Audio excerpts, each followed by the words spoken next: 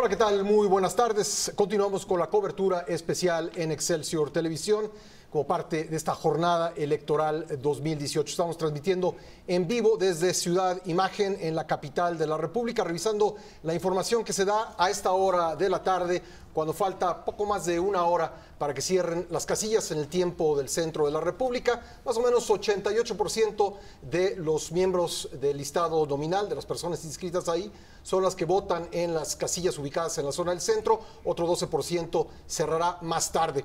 Presento en la mesa esta tarde a mis compañeros Francisco Sea. Paco, ¿cómo estás? ¿Cómo estás, Pascal? Buenas tardes. También está con nosotros Vianey Esquinca. Vianey. ¿Qué tal? Muy buenas tardes, ¿qué tal? Y bueno, para apoyarnos en el análisis esta tarde, saludo cordialmente a José Lía Romero Apis. Pepe, ¿cómo estás? Pascal, muy buenas tardes a todos. Francisco Garfias. Pacho. ¿Qué tal? Buenas tardes. Y Carlos Elizondo. ¿Qué ¿Cómo tal? estás? Buenas tardes, gracias por la invitación. Gracias. Bueno, estamos listos para continuar con la cobertura continua de Excelsior Televisión, Grupo Imagen, de la jornada electoral. Una serie de incidentes menores, Paco, en diversas partes del país que hasta ahora, pues algunos preocupantes, como el tema de las casillas especiales, pero ninguno que aparentemente pueda manchar el desarrollo del proceso. Así es, yo creo que lo más importante ha sido el retraso, ¿no?, en la apertura de muchas casillas, lo cual molestó a mucha gente, y lo de las casillas especiales que ha pasado en cada elección finalmente, en cada una de las elecciones, ¿no? La propia ley antes marcaba 500 boletas en cada una de las casillas especiales, ahora lo subieron a 750 y son 1500 casillas. Pues bueno, finalmente es muy complejo, ¿no?, el que no se acaben. Bueno, vámonos, gracias Paco, vámonos ahora al INE y agradezco a la consejera Dania Paola Rabel Cuevas por atender esta entrevista. Buenas tardes, consejera. Muy buenas tardes a sus órdenes, ¿cómo están? Bueno, creo que el incidente mayor el día de hoy tiene que ver con las casillas especiales. Entiendo que la ley indica que se puede instalar un máximo de 10 por cada uno de los 300 distritos electorales, y ha habido una afluencia enorme de votantes al punto de que se reporta que se acabaron las boletas en estas casillas y hay gente que está molesta. ¿Por qué no ponemos en contexto la información, consejera? Sí, muchas gracias por esta oportunidad. Efectivamente, como ustedes lo mencionaron, en cada casilla especial se cuenta con 750 boletas electorales.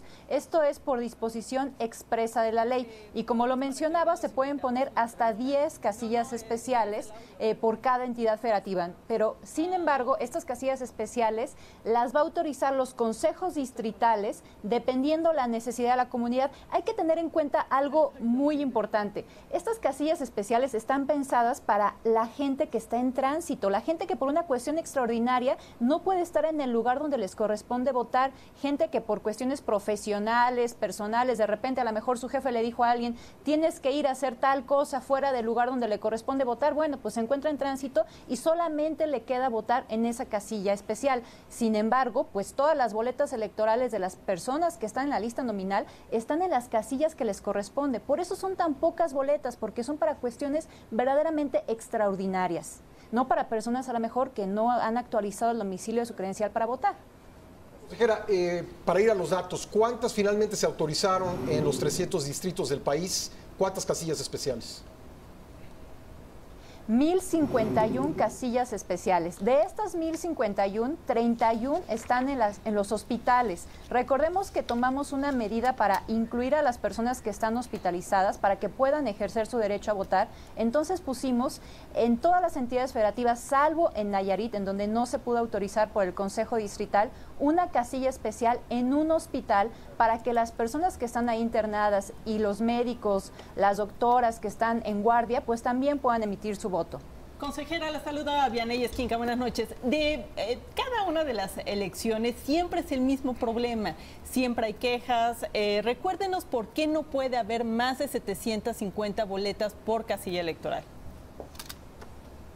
Muchas gracias, Vianey, por la pregunta. Te saludo también. A ver, es lo que establece expresamente la ley. Para que nosotros pudiéramos poner más boletas electorales, tendría que haber una reforma legal y tendría que justificarse la necesidad de que existan más. Reitero, esto se piensa como una medida totalmente extraordinaria. Está pensada para las personas que, por una cuestión excepcional, no están donde les corresponde votar y se encuentran en tránsito y quieren ejercer su derecho a votar. Hay entidades mucho más grandes territorialmente que otras, consejera, pero, por ejemplo, en la Ciudad de México, ¿puede una persona habitante de la Ciudad de México votar en una casilla especial o hay alguna restricción? No, por supuesto que sí pueden votar en una casilla especial. Cualquier persona podría acudir a votar a una casilla especial. Sin embargo, pues está la restricción del número de boletas, entonces desde luego que si no llegan temprano, se van a acabar las boletas porque hay un número restringido para que ahí se pueda votar. Pero sí, cualquier persona de cualquier entidad federativa podría ir a una casilla especial si no se encuentra en la sección donde le corresponde votar. Consejera, pero realmente el espíritu, le habla Francisco Sea, muy buenas tardes, el espíritu precisamente de las casillas especiales es a las personas que están en tránsito, a las personas que están viajando y no aquel que, como usted lo dijo en un principio, no ha modificado su credencial de elector o en su caso, pues que anda lejos de su casilla y que se le hizo fácil formarse en una casilla especial, ¿no? El espíritu es otro totalmente. Exactamente, Francisco. Sí, ese es el espíritu de estas casillas especiales, vamos. De hecho, aparte, sabemos que nuestro régimen electoral está hecho sobre la desconfianza. Entonces, este número limitado de boletas electorales, por eso es tan pequeño a lo mejor si pensamos en el padrón electoral tan grande que tenemos en la lista nominal de más de 89 millones de mexicanos y de mexicanas. Pero esa es la razón, porque estamos pensando que por una cuestión verdaderamente excepcional, la persona no puede votar donde le corresponde, porque su boleta está en la casilla que le corresponde. Bueno, consejera, por otro lado, fuera de estas protestas que ha habido respecto de la falta de boletas a las casillas especiales o el hecho de que se hayan acabado, ¿cuáles diría usted que son los principales incidentes que se han vivido en la jornada electoral de este día? Mira, hemos tenido una jornada electoral bastante pacífica, la verdad, sin mayores incidentes, hechos aislados de todas las casillas que nosotros pensábamos instalar, únicamente no pudimos instalar 10, está focalizado el tema en Michoacán y en Oaxaca, en realidad por conflictos sociales, porque son zonas indígenas que se rigen por sistema normativo interno y entonces no quisieron que se permitiera ahí la instalación de las casillas, pero fuera de eso todo ha salido como lo estábamos planeando. Finalmente, ¿cuántas casillas están en esa situación que no pudieron instalarse? 10 casillas. 10 casillas son exclusivamente las que no pudieron instalarse. Bien. Consejera, muchas gracias. No, muchas gracias a ustedes. Bien, ahí están las respuestas de la consejera Rabel respecto pues, de algunas irregularidades, muy pocas ocurridas en todo el país a lo largo de esta jornada, principalmente lo que se ha mencionado respecto de las casillas especiales. Pancho, ¿cómo ves esta jornada electoral? Pues dada su amplitud, la importancia de ser una elección que evidentemente pues es histórica, y no estoy exagerando en el calificativo, pienso que debemos regocijarnos de que solo se trate de incidentes menores, de que estemos hablando de casillas especiales y que no estemos hablando de otras cosas que pudieran suscitarse. Parece ser que las tendencias ayudan a que esta situación no sea de encono, es decir, parece que hay una ventaja clara para un candidato, entonces eso ayuda de alguna manera a apaciguar la situación. Carlos, pues creo que es interesante que el principal problema tenga que ver con el ánimo que tiene la gente, el deseo que tiene de votar. Sin duda, esa es la buena noticia, que ese es el problema. Es cierto, como dice la consejera, que el problema de fondo es que la ley obliga a restringirlo por la desconfianza histórica de cómo se organizan las elecciones. Recordarás, Pascal, que uno de los mitos de los fraudes antiguos es que en las casillas especiales donde se cocinaba todo el fraude, y por eso la ley lo restringió en los números que ya se comentaban. Ahora, a mí me parece, estando de acuerdo con lo que dijo Pancho, que incluso por lo que podemos ver en estados donde van muy competidos, Veracruz, Puebla, también está muy tranquila la cosa. O sea, no solo el que el resultado sea probablemente muy amplio lo explica que están muy bien organizadas las elecciones. Mira, fuimos a votar mi esposa y yo, nos tomó 4 o 5 minutos. Hemos visto todas las colas que representaba para el grueso de los ciudadanos en Estados Unidos, no en Venezuela, en Estados Unidos votar, pues porque nadie tiene tantas casillas, tan cerca, tan bien organizadas. Entonces creo que lo que podemos hacer es celebrar un proceso hasta ahora muy participativo, con un INE que ha funcionado muy bien. Y en este país, con las complejidades que tiene, que solo no se han instalado 10 casillas de las 156,000, o sea, ¿qué otro procedimiento gubernamental sale tan bien? Entonces creo que tenemos que estar contentos.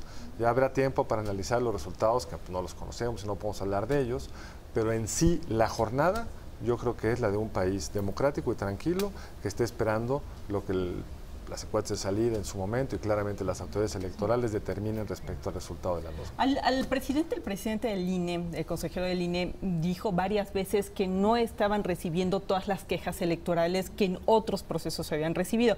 Ahorita veíamos el reporte de la FEPADE que dio a las 2 de la tarde y hablaba de 1,106 denuncias que se están concentrando en Puebla, en la Ciudad de México, en el Estado de México, en Chiapas, Oaxaca y Veracruz. ¿Cómo entender entonces que parece ser que se guardaron todos los partidos políticos para en este momento hacer todas las denuncias que no hicieron a lo largo del proceso electoral? José Elías. Sí, efectivamente, pero es la jornada electoral la que mayor incidencia tiene de este tipo de denuncias, es decir, es en la jornada electoral donde se presenta la posibilidad de irregularidades en cada una de las miles de casillas que se instalan. Previo a la jornada electoral, las denuncias son básicamente por conducta de los candidatos o por conducta de los partidos. Normalmente son por conductas y acusaciones, denuncias de unos versus otros. No son precisamente el tipo de cuestiones en los que ya la ciudadanía tiene una participación directa, como es el día de la jornada.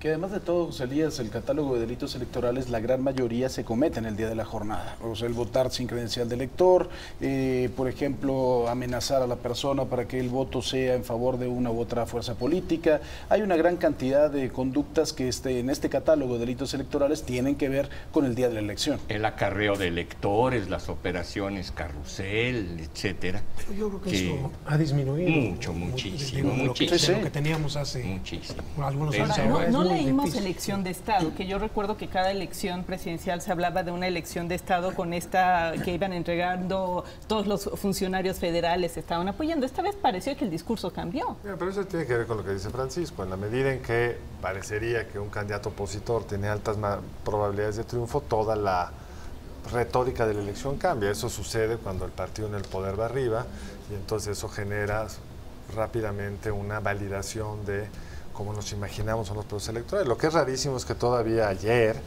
había quienes te decían, oye, al final vamos a ver la sorpresa y el PRI va a ser una cosa extrañísima.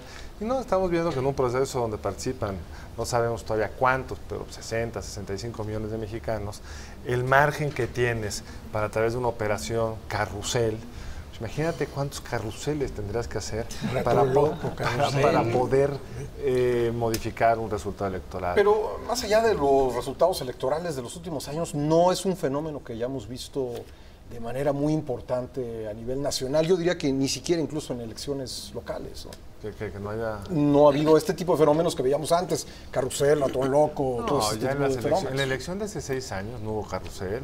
No, esas prácticas desaparecieron hace 20 años. Y sin embargo están en el discurso de algunos candidatos. Pero desaparecieron también en gran medida por las modificaciones tan drásticas que se le hicieron a la ley electoral, que también por eso se ha convertido en una democracia tan cara a la mexicana. Yo siento que la trampa, por llamarlo de otra manera, no está el día de la elección, porque como dice la incidencia de estas operaciones, pues a estas alturas sería, yo creo que está en la compra de votos, que eso es algo que no pueden controlar. Pero y que te lo confiesa, hace 3 días lo confesó Marco Baños diciendo, bueno, es un asunto en el que todavía no podemos controlar. Hay un intento de compra de votos, hay un pago por el voto, no sabemos si el pago... Compra de votos, me estoy refiriendo al uso de programas sociales. Sin duda, pero aún en ese caso, parecería que quien controla los programas federales no va a ganar la elección. ¿No? Entonces quiere decir que no es tan eficaz el proceso. Porque venía escuchando yo, cuando venía con ustedes, una frase que me pareció muy pertinente. Parece que el enojo se impuso al miedo. Vamos a quedarnos con esa frase para analizarla después de una pausa que vamos a hacer y regresamos inmediatamente después con esta transmisión especial Decisión 2018. No se vaya.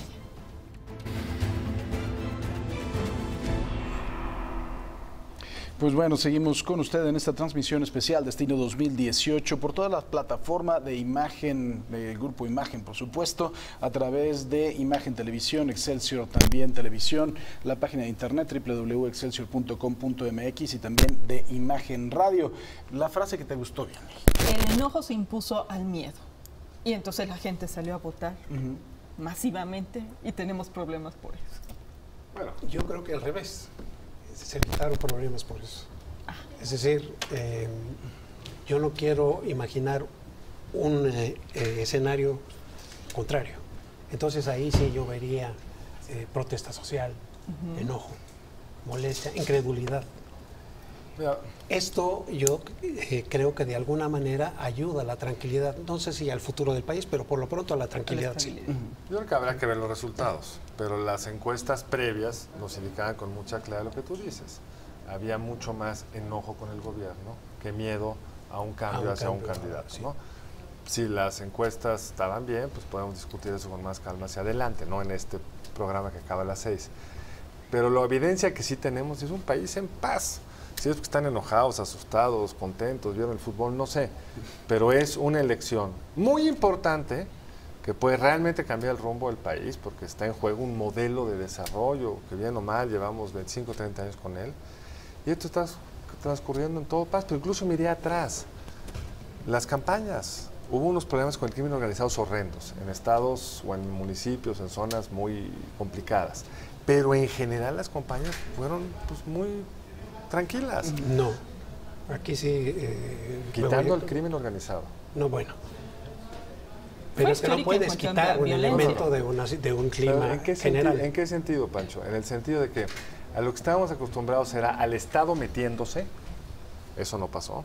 O no pasó en el sentido de asustar a los candidatos. Hay un incidente ahí de la PGR, uno de los candidatos que podemos discutir. Y tampoco sucedió el que en los mítines importantes hubiera conflictos entre las partes, hubo un incidente o dos a lo mucho a lo largo de la campaña. Sí, perfecto en un país de 120 millones de habitantes, con los niveles de violencia que tenemos, no puedes esperártelo. Pero lo que quiero decir es, para lo que está en juego, parecería que los mexicanos están dispuestos a aceptar que las urnas decidan. Te la compro para este día. Pero para todo el proceso electoral sí hubo violencia, sí estuvo marcado por... Pero violencia del crimen organizado, horrendo. Como dije, violencia... Como dije de saque, horrendo. Horrendo, y lo que quieras. Pero automáticamente estamos diciendo fue el crimen organizado. No sabemos si ¿Pero tú crees, Pancho, que esa violencia del crimen organizado haya sido de alguna forma asusada por el propio discurso, por las propias propuestas de los candidatos? No, ¿o fue es una asusada causa... por intereses. Es decir... yo no quiero que este gane porque si gana yo no voy a poder poner al secretario de Seguridad o pedir esta obra u otra, como suele ser, como suele ocurrir, como ya está. Dejaron crecer ese problema y ahora tienen imposibilidad de controlar. Y además me parece que hubo pocas declaraciones de los propios candidatos al respecto. Yo creo que el problema más grande que va a tener el futuro presidente de México es la violencia. Y la omisión más grande que tiene el gobierno saliente es la violencia. Este país trae una crisis de seguridad terrorífica.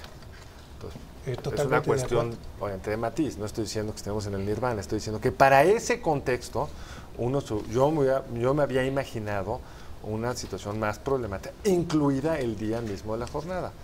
No es para celebrar 130 y tantos muertos entre funcionarios y candidatos, miles de candidatos que decidieron retirarse porque les dio miedo, pues, entidades donde tenemos claro que domina el crimen organizado y no hubo violencia porque ya no la necesitan, seguramente se inscribió el que ellos querían que se inscribieran. Sí. Quiero ser muy claro que no estoy defendiendo la situación, ni mucho menos. Mi artículo del jueves pasado es justo sobre esto. Lo que pasa es que el término muy tranquilas como que me brincó. En el sentido muy sencillo de que está en juego la presidencia de la República, está en juego un modelo de país y los mexicanos están, esperemos que viéndonos a nosotros, pero tranquilamente esperando el resultado electoral. No están en la calle protestando, no están marchando. ni lo estarán si las cosas están esperando. Ahora seguimos. Déjenme poder mandar un enlace con mi querida Isabel González, quien en la mañana, cuando estaba reportando el voto de Andrés Manuel López Obrador, casi me la espachurran ahí en la Conagua porque había una cantidad de gente impresionante. Ha seguido muy de cerca a Andrés Manuel López Obrador, por supuesto, y ahí está Isabel González, que me da mucho gusto verla vivita, coleando y no espachurrada como la vi en la mañana. Isabel, ¿cómo estás? Buenas tardes.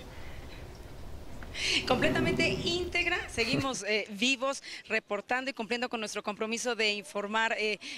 Francisco, estamos aquí en esta casa de campaña de Andrés Manuel López Obrador, estas nuevas oficinas de Chihuahua 216, esquina Monterrey, en donde un minuto antes de las 5 de la tarde de este día arribó Tatiana Cloutier, la coordinadora general de la campaña de Andrés Manuel López Obrador. Ella va a encabezar, junto con Andrés Manuel López Obrador, que llegará de un momento a otro, una reunión integral global. No solamente con el equipo de campaña de López Obrador, el candidato de la coalición Juntos Haremos Historia, sino también con todos los integrantes que propuso en la precampaña, como su primer acto de precampaña, lo precisamos bien, el 14 de diciembre del 2017, todos estos integrantes de un posible gabinete. Ha llegado Héctor Vasconcelos, además de Tatiana Cloutier, también se encuentra presente, además de Tatiana y de Héctor Vasconcelos, Héctor Villalobos, quien ha sido propuesto para la Secretaría de Agricultura en el equipo de Andrés Manuel López Obrador. Él se retiró alrededor de las 2:30 de la tarde a su casa de Tlalpan, dijo: voy a comer con mi familia. Hasta este momento todo está en santa paz y espero que así ocurra, sin violencia, porque yo lo deseo con todo el corazón y con todo el alma, como le había dicho por la mañana. Estamos aquí a la espera, afuera, todos los medios de comunicación nacionales, extranjeros, impresos, también electrónicos, esperando el arribo justamente de López Obrador para que dé inicio esta reunión de evaluación. Después de que termine esta reunión de evaluación, dijo Tatiana Cloutier, vamos a salir a ofrecer un primer pronunciamiento de lo que es nuestra valoración en cuanto a la normalidad y la tranquilidad de lo que ha sido esta jornada electoral hasta este momento, Francisco. Muy bien, pues te agradezco mucho, Isabel. Estaremos, por supuesto, muy pendientes. Esta jornada empieza ya a entrar en la recta final. Bueno, no en la recta final, pero a lo mejor en la parte más interesante, ¿no? Al menos. Gracias, Isabel. Así es. Y solo como dato, Francisco, rápidamente, tenemos la información de que se acreditaron prácticamente a un poquito más de 700 medios de comunicación, lo cual explica un poco lo que ocurrió hoy por la mañana. Muy bien. Gracias, Isabel. Gracias. Y ahora vamos con mi compañero Héctor Figueroa. Él se encuentra en la sede del Partido Acción Nacional. Héctor, ¿cómo están las cosas allá? ¿Cómo se ve el ánimo? ¿Qué tal, Vianey, Paco, Pascal? Efectivamente nos encontramos en la sala de prensa de la Coalición por México al Frente, en el Hotel Camino Real de Polanco. Hay que destacar que ya desde la tarde Ricardo Anaya está en la casa de campaña de esta coalición PAN-PRD Movimiento Ciudadano, ubicada en la calle de Horacio y Mariano Escobedo, también muy cerca de aquí en la zona de Polanco. Y bueno, vemos efectivamente que están llegando ya reportes que no podemos evidentemente dar al aire, de los conteos rápidos en las casillas de las distintas coaliciones, pero el ánimo sigue, un ánimo fuerte, un ánimo importante aquí, positivo en esta Coalición por México al Frente. Hay que destacar que por la mañana Ricardo Anaya tardó hora y media formado para poder votar en su casilla en la ciudad de Querétaro. Él llegó alrededor de las 9:35 de la mañana y fue hasta las 11 de la mañana con 18 minutos que pudo ejercer el voto, acompañado de su esposa Carolina Martínez y también de sus 3 hijos, Mateo, Carmen y el pequeñín mayor, hijo de Ricardo Anaya. Hay que destacar que sí es concurrida la participación ciudadana en esta jornada de votaciones. El propio Damián Cepeda, el presidente nacional del PAN, tardó más de 2 horas en poder emitir su voto, esto en una casilla especial de la delegación Iztacalco. Él tendría que haber votado en el estado de Sonora, pero votó en Iztacalco, tuvo que hacer esta larga fila para poder emitir su sufragio para presidente de la República. Y también integrantes de la Coalición por México al Frente han ofrecido una conferencia de prensa esta tarde en la cual pues han puntualizado que la participación ciudadana en este día de votaciones es ejemplar, es grande, es amplia. Ya decía Fernando Rodríguez Doval, el vocero de Ricardo Anaya, que ha sido una copiosa votación y por supuesto este exhorto que todavía hace la Coalición por México al Frente para que los ciudadanos puedan todavía en este lapso que queda emitir su voto. Y bueno, Vianey, te comento que más tarde, una vez que ya se conozcan tendencias certeras vísperas de las elecciones de este 1 de julio, Ricardo Anaya acudirá a esta sala de prensa de la Coalición por México al Frente, ubicada en el Hotel Camino Real de Polanco, quizá ya por la noche o entrada a la noche, para poder hacer un pronunciamiento respecto a las tendencias que podrían ya ser irrevocables, positivas o negativas, pero lo cierto es que se espera, tendrá que haber este mensaje de Ricardo Anaya. Entre tanto, continúa en su búnker, en su casa de campaña, ahí en Horacio y Mariano Escobedo, con Jorge Castañeda, Santiago Krill, también está el que fuera vocero del expresidente Vicente Fox, que es parte de este comité de campaña, así como los dirigentes de los 3 partidos PAN, PRD y Movimiento Ciudadano que integran esta coalición. Y por supuesto, de todo esto estaremos dando detalle a través de Grupo Imagen.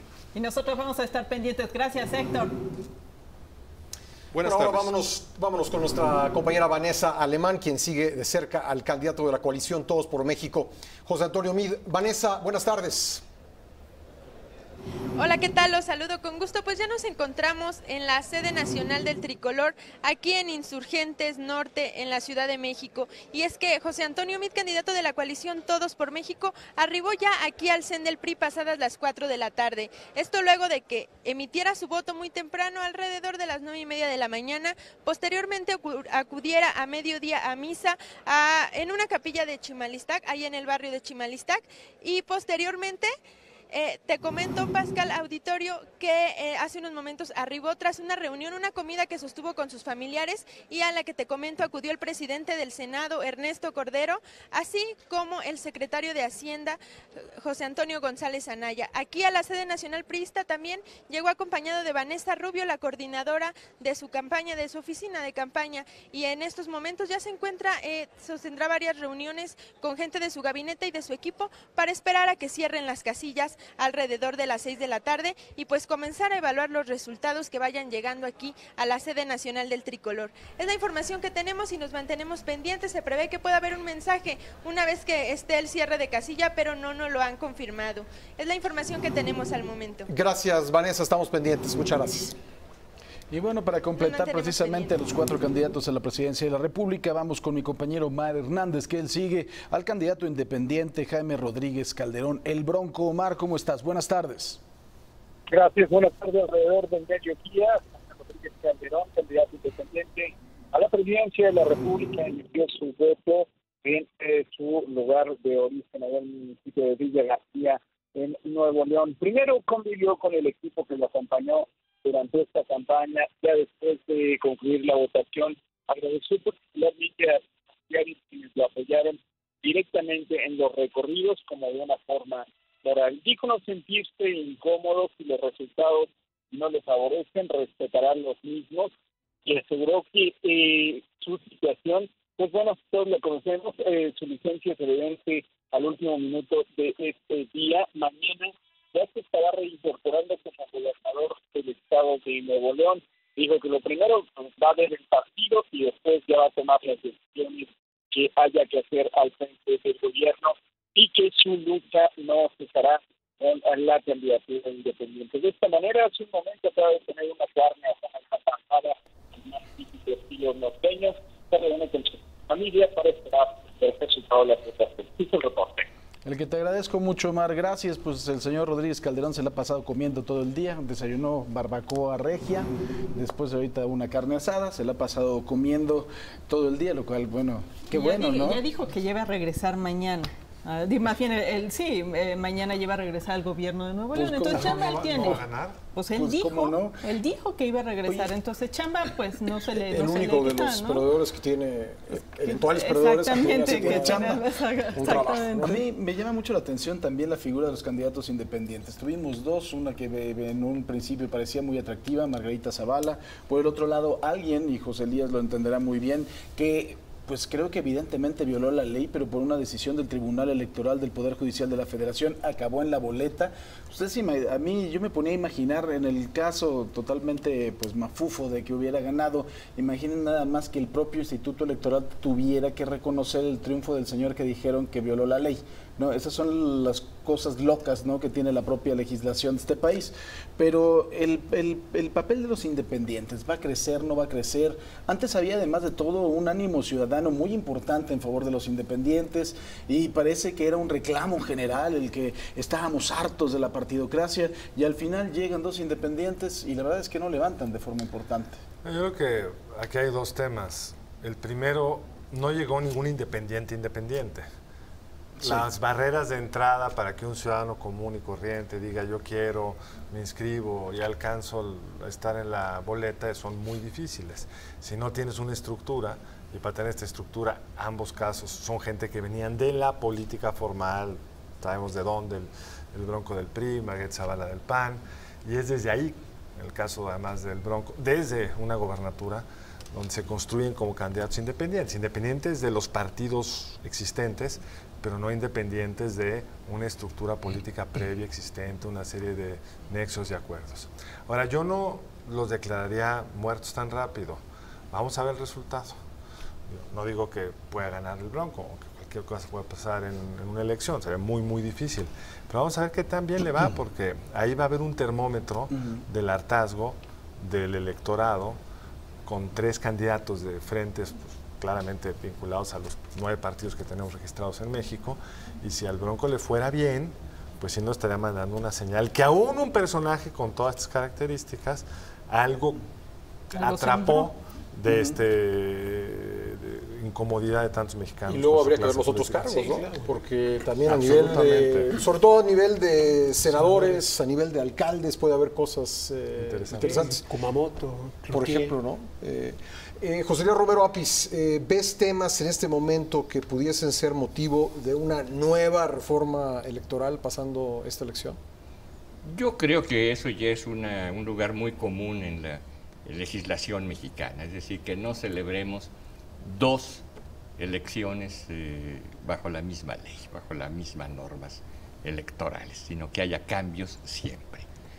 Ahorita, como dicen ustedes, estamos inaugurando esta figura de los candidatos independientes, que no es otra cosa más que el reflejo de los ciudadanos de decepción o de enojo, la palabra está muy de moda en estos días, de enojo hacia los partidos, hacia todos, de cierto descorazonamiento, y que es muy posible que esto tuviera una tendencia futura creciente, es decir, que la participación directa de los ciudadanos al margen de los partidos políticos fuera resultando cada vez más atractiva para el electorado. Como quiera, estas cuestiones son producto esencialmente de la estabilidad política. No son las elecciones las que nos dan o nos quitan la estabilidad. Es la estabilidad la que nos da elecciones. Tenemos elecciones porque tenemos estabilidad. Cuando se pierde la estabilidad, de lo primero que se posterga o se suspende son los procesos electorales. Y creo que en el caso actual todos los candidatos, me atrevo a decir casi sin excepción, todos los partidos actuaron por una vía muy institucional de someterse a las reglas de la legislación electoral, a veces demasiado rígidas, de la vigilancia y la inspección de las autoridades electorales, a veces demasiado severas, y todavía están en posibilidad de ir sufriendo castigos después de que termine toda la jornada y sean revisados todo su comportamiento a la luz de la pulcritud legal. Déjenme preguntarles algo. Mucho vamos a tener primeros resultados a las 8 de la noche, seguramente van a soltar pues algunas cifras, a las 11 vamos a tener al consejero presidente dándolo de conteo rápido. Quisiera saber cuál es su opinión sobre cómo van a actuar los candidatos, porque muchos hablan que esta estabilidad y esta transición pacífica va a ser si los perdedores salen y dicen, señores, reconocemos que las tendencias, o no, o tenemos 3 al menos presidentes autoproclamados después de las 8 de la noche. ¿Cuál es su pronóstico en eso? Bueno, mi pronóstico, me adelanto, es que muy probablemente se confirmen lo que hemos visto en las encuestas en la noche, y que los otros 2 candidatos acepten, admitan que a la perdieron. primera, sin decir que van a esperar el pre. Va a depender mucho de la amplitud de la ventaja, pero si se confirma la ventaja que nos han cantado o adelantado en las encuestas, yo no creo que tenga ningún problema. ¿Quién va a alegar una elección con 10 votos, con 10 puntos abajo? Pues no. Bueno, hemos visto elecciones negadas con 6 puntos abajo. Con 10, sí. No, pero con 6, o sea, lo que quiero decir es, cuando del otro lado hay alguien que no quiere reconocer el triunfo, y se va a inventar que me atacó la PGR o que el otro llevaba mucha ventaja en la elección. Ojalá que tenga razón y creo que hay una buena posibilidad que tenga. Escenario, pero no olvidemos que hay muchos otros cargos en juego. Sí, yo hablo de la presidencial. No, pero eso te contamina en el siguiente sentido. Es decir, primero creo que vamos a ver en varios estados que van muy cerrados, pues como sucede en casi todas las elecciones. Todos van a salir a cantar ganamos. Y como hemos visto en todos los procesos electorales recientes, salvo el caso de Coahuila, pues al final se va a confirmar uno y ahí va a quedar la cosa.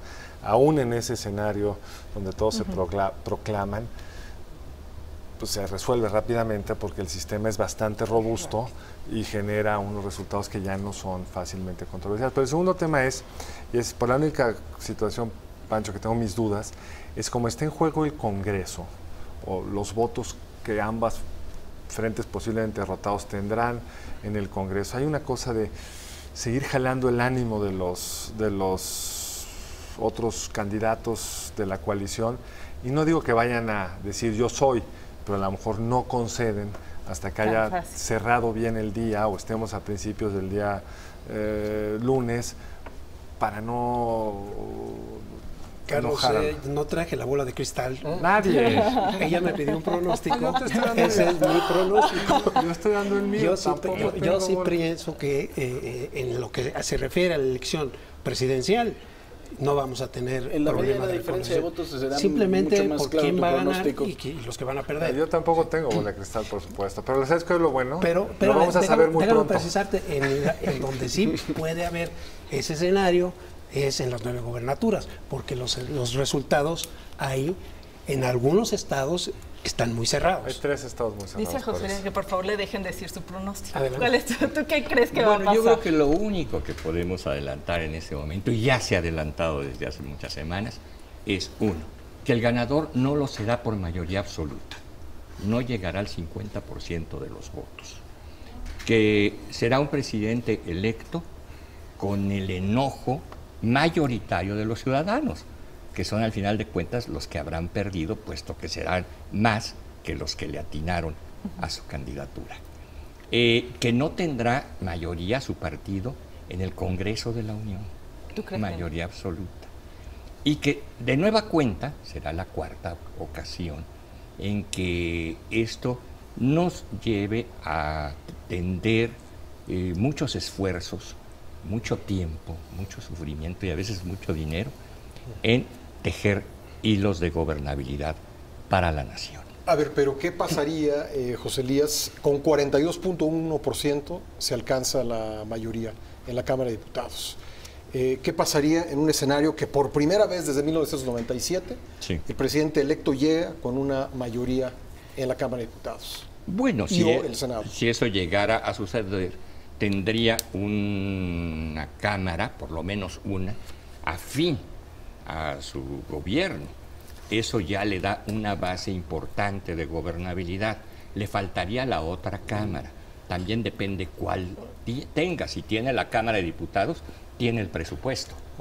Si tiene la Cámara de Senadores, tiene los tratados. Es decir, también, y los nombramientos de muchos funcionarios, entre otros los ministros de la Corte. Ahora, también hay otra cosa importante. Finalmente, creo que dentro de las propuestas de los presidentes, específicamente uno, hay la necesidad de modificaciones importantes a la Constitución, que eso modifica también de forma muy importante las mayorías que necesitan las cámaras. O sea, está el constituyente permanente que habla de una mayoría calificada para modificar la Constitución en el Senado, en la Cámara de Diputados, y además de todo, ese mismo mecanismo requiere de la mayoría de las legislaturas estatales. Entonces, pues aunque llegue con la mayoría, pero ¿no? la calificada no la alcanzas en la elección, la tienes que construir después. Por supuesto. Ahora, pero yo me regresaría al pronóstico electoral. Vamos a ver, yo creo que la moneda está en el aire, puede quedar por arriba de 50. Yo no afirmaría con esa contundencia de que el ganador no va a tener la mayoría absoluta. Creo que puede pasar, puede no pasar, habrá que esperarse. Podría suceder. Y creo que en el escenario donde esté cerca de obtener la mayoría absoluta, justo el número que tú mencionaste, 48 por ahí, pues es muy probable que se lleve una de las dos cámaras. Y otra, parecería que esa misma coalición se va a llevar la Ciudad de México. Y eso no lo habíamos visto desde el 97, cuando el PRI perdió a manos de la izquierda la mayoría por un lado y la Ciudad de México por el otro. Entonces creo que podemos tener un presidente con más fuerza de la que hemos tenido en el pasado, tanto por la distribución del voto que se perfilaba en las encuestas, como por pues, la legitimidad que te da llegar después de tantos años, llegar por una mayoría amplia. Entonces yo creo que habrá que ver el resultado, pero me imagino que vamos a tener un escenario distinto al que vimos cuando ganó Fox, donde creo que los principios, digamos, la distribución de poder que tú analizabas, pues llevó a los problemas que tú anticipabas ahorita. Yo quisiera agregar a lo que dijo Carlos, que si llega con una mayoría muy amplia, yo sí veo un riesgo de que volvamos al sistema donde el Congreso se convierte simplemente en alzadedos. Todos conocemos el estilo autocrático del candidato de la coalición que se perfila como ganadora, y eso me hace dudar si la mejor opción es que el presidente o el posible futuro presidente tenga una mayoría cómoda en el Congreso. Eso yo creo que en las circunstancias nuestras no sería conveniente. Si este candidato ganara no solamente el Congreso o la presidencia, sino la mayoría de algunas elecciones, muchas otras se van a definir en el tribunal seguramente, ¿cuál sería o cómo estarían viendo ustedes que tendrían que ser de ahora en adelante las negociaciones, los acuerdos, los consensos? Porque si es el escenario en donde tengo la mayoría o donde puedo manejar la mayoría, se ve complicado. ¿Cómo le juegan los gobernadores? Sí, desde luego. De todas maneras, recordemos que la llamada mayoría constitucional no la puede tener un solo partido. Es decir, ningún partido puede tener más del 60% de la integración camaral. Y para reforma constitucional se requiere el 66 y 2/3. Es decir, ningún partido por sí solo puede reformar la Constitución mexicana. Siempre necesita el consenso de las otras fuerzas congresionales. La mayoría en las legislaturas sí es una mayoría simple, es decir, basta con que la mayoría de las legislaturas, que en el caso mexicano actual serían 17, votar en un sentido para favorecer la reforma constitucional. Ahora, si bien es cierto eso, yo agregaría dos cosas. Uno es lo que dijo Pascal.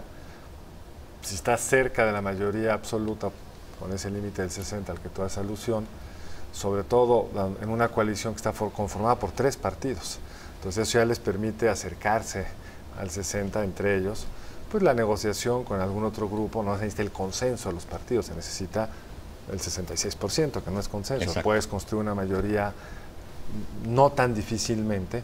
Y hay otro elemento bien interesante, que hay unas 27, si recuerdo bien, elecciones de congresos estatales. Y normalmente cuando coincide con una elección presidencial con las que tienen estas características, y por como parecería que está redefiniendo el sistema de partidos, pues podríamos ver un muy buen desempeño de Morena en estas elecciones estatales y ver también cambiado los peos y contrapeos al interior de muchos de estos gobiernos estatales donde no va a cambiar el gobernador, pues está cambiando el Congreso estatal. Tiene razón Carlos en este sentido de las mayorías necesarias. Aunque está el tope de mayoría privilegiada para reformar la Constitución, pues la realidad nos dice, y le ha dicho a Carlos y a todos nosotros, que todas las semanas se reforma la Constitución. Algo se reforma en la Constitución, es decir, parece que lograr la mayoría constitucional no está complicado. Hoy es más sencilla que la tabla del 1. Pero creo que algunas de las modificaciones que están propuestas no están tan sencillas, José Elías. Yo creo que sí, desde luego. Pues, reforma educativa, por ejemplo, reforma energética. Yo creo que hay algunas que los factores reales del poder, ya no digamos el Congreso, ¿no? Yo creo que los factores reales del poder van a ser parte importante de esa oposición, creo. O sea, dices darle marcha atrás a esa reforma. Sí, claro. Yo creo que ahí el candidato de la coalición Juntos Haremos Historia, Andrés Manuel López Obrador, fue en términos de la energética en el último debate muy claro. Cuando le preguntaron, ¿usted va a revertir la reforma? Ya no dijo sí, dijo voy a revisar los contratos. La educativa sí. La educativa fue clarísima. Ahora, ambas reformas, pues puedes dejar la Constitución como está y ser letra muerta. O sea, requieres una administración que esté dispuesta a hacer todas las cosas que se deben de hacer contra unas fuerzas en el educativo, pues, en la educativa muy bien organizada. Basta no hacer las cosas para que la reforma no se dé. Y lo similar en la energética. Tienes que tomar muchas medidas aún para que, si tú dijeras los contratos van, supongamos que eso diga un futuro presidente de México, necesita mucho apoyo de su administración para saltar todas las regulaciones de muchos tipos que harán posible que esa inversión llegue a feliz puerto. Eso tienes razón también, finalmente. Tenemos todavía un régimen presidencialista, no desde el punto de vista que Carpizo lo ponía en su libro, no que tenga facultades judiciales y facultades legislativas, sino más bien en el control de muchas cosas que incluso están en la propia Constitución. Es que ese es el punto, y lo sabe muy bien aquí nuestro abogado. Veamos a Trump. ¿Cuántos poderes? Es una presidencia, hasta donde yo entiendo, más fuerte incluso que la mexicana desde el punto de vista constitucional, pero toda la materia regulatoria es del jefe del Ejecutivo. Sí, y muchas de las definiciones, por ejemplo, en materia de régimen de inversión de las Afores, no requieres un cambio ni legal, es meramente una modificación regulatoria. Entonces, el margen que tiene un presidente, y el candidato López Obrador fue muy claro en muchos momentos, yo no me voy a dedicar a cambiar la Constitución. Llegó a decir que no iba a hacer una sola reforma constitucional en sus primeros 3 años, no se lo recuerdan, en la Asociación Mexicana de Bancos. Con el argumento, yo lo que voy a hacer es administrar lo que tengo. Yo creo que un presidente que entienda todos los hilos que tiene, sin pasar por Congreso, esos son hilos fuertes, aunque tú dices una cosa muy importante, José, es desde un punto de vista político muy importante para quien gane, si tiene o no el control presupuestal que se lo da la mayoría de la Cámara de Diputados. Así es. Bueno, para ir redondeando, creo que es de celebrarse una jornada pues sin hechos violentos graves. Yo retomo lo dicho por Pancho Garfes en el sentido de que sí tenemos que ver el conjunto de la elección, pero también creo, como Carlos Elizondo, que es pues muy da gusto, pues lo alienta a uno que en función de esa violencia la jornada electoral en sí haya salido prácticamente blanca, con solo 10 casillas que no se instalaron, largas colas y quejas por la falta de boletas, pero eso tiene que ver también con el ánimo por participar. Decía Carlos que a diferencia de otros países, en México tenemos una gran cantidad de casillas y eso hace relativamente más fácil que voten los ciudadanos. En Estados Unidos tienen solo 100,000 casillas, aquí tenemos 157,000, allá tienen 200 millones de electores y aquí tenemos 89 millones, así que la verdad es que eso sí ha sido algo que se ha construido muy bien en México, ¿no?, para organizar procesos electorales. Paco. Muy bien, pues muchísimas gracias, querido Pascal, gracias a todos. Yo me pongo la otra camiseta y me voy aquí. Ya los espero.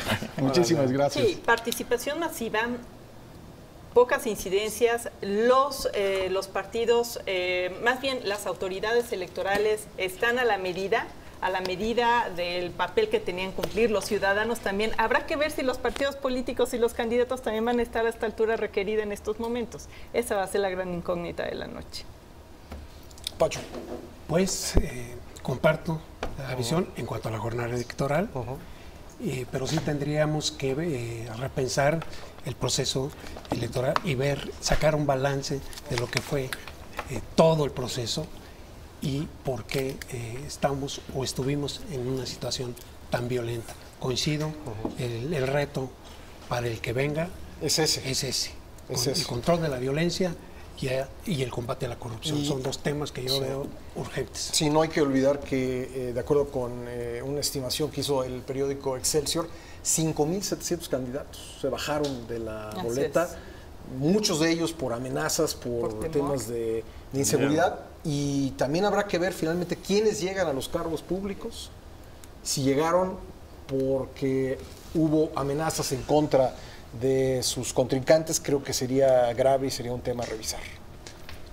Pues mira, yo lo único que puedo decir ahorita es esperemos los resultados. Es un programa difícil porque tenemos que hablar con mucha especulación. Afortunadamente no tenemos mucho que comentar de la jornada. Sí. Eso habla bien de la jornada porque podemos estar discutiendo cosas horrendas. Pero habrá que esperar a que los números nos arrojen cómo se va a distribuir el poder por los siguientes 6 años en materia presidencial en este país. José Elías.